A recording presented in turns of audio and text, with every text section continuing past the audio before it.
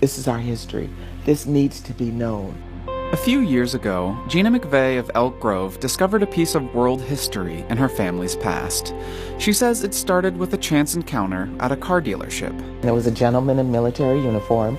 So as we're sitting there, I told him, "Thank you for your service." And I said, "My grandfather fought in World War I." He goes, "He did?" I said, "Yeah, he won a medal." And he goes, "What kind of medal?" I said, "A French medal?" He said, "The Croix de Guerre." I said, "Yeah, I think that's it." He goes, "Do you know what you have?" I'm like, "A medal?" He goes, "No, you have history." The Croix de Guerre, a medal recognizing exceptional bravery, pinned on her grandfather Lawrence Leslie McVeigh by France. He was drafted, so he was out of Harlem, New York, and that happened to be the regiment that he was in. At the time of the First World War, black men were allowed to serve in the United States Army, but only in segregated units. Lawrence McVeigh joined Harlem's 369th Infantry, a regiment that would come to be known by many names. They called themselves the Black Rattlers. The French called them the Men of Bronze. But there was one that stuck. The Germans were the ones who called them the Harlem Hellfighters because they were scared of them. So why were these Harlem Hellfighters serving under the French military? France had been in World War I for a while before the United States. The United States joined the war in 1917. By that point, France was devastated, and they asked U.S. General John Pershing for help. Pershing said, "Yeah, you know what, I'll send you the colored soldiers." In a memo titled Secret Information Concerning Black American Troops, signed by a U.S. colonel serving under Pershing, instructions were given to the French military on how black soldiers were expected to be treated.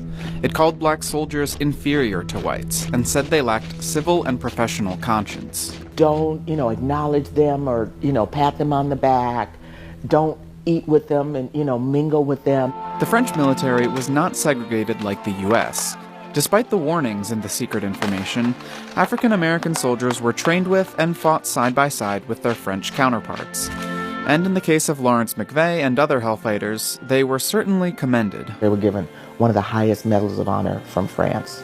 The Smithsonian says the Harlem Hellfighters fought the longest and lost the most men of any American unit. They spent 191 days on the front lines and lost 1,400 men.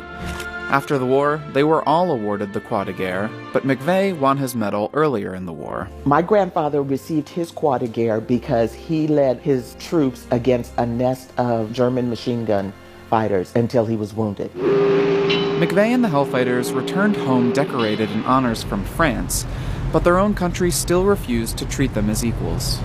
When they returned back from the war, actually getting off the ship, the white soldiers who met them were told, "Do not acknowledge them. Don't do anything. Just let them walk off the boat." Black soldiers returned to the same segregation and discrimination as before the war.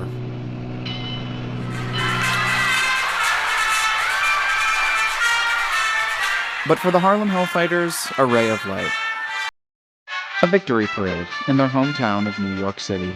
And you just see people dressed to the nines celebrating them. And that was the only celebration that they received.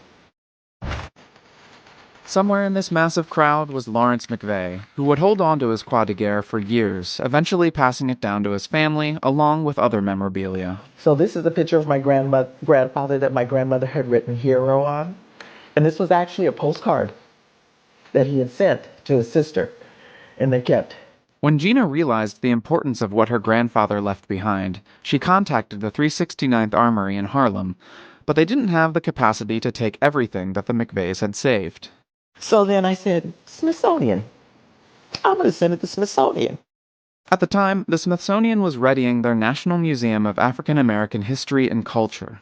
Gina happily gave them everything she had: her grandfather's pictures, uniform, rifle, and the Croix de Guerre. They're all displayed there today, a monument to his life. What does it mean for you to see him honored in that way? I think because he received no honor or acknowledgement while he lived, this is emotional for me, this part. It's just to let everyone know, especially in the environment we're in now, that we are important. We have fought for a country that didn't fight for us. We believed in you when you didn't believe for us. So it's to me, it's my way of saying thank you.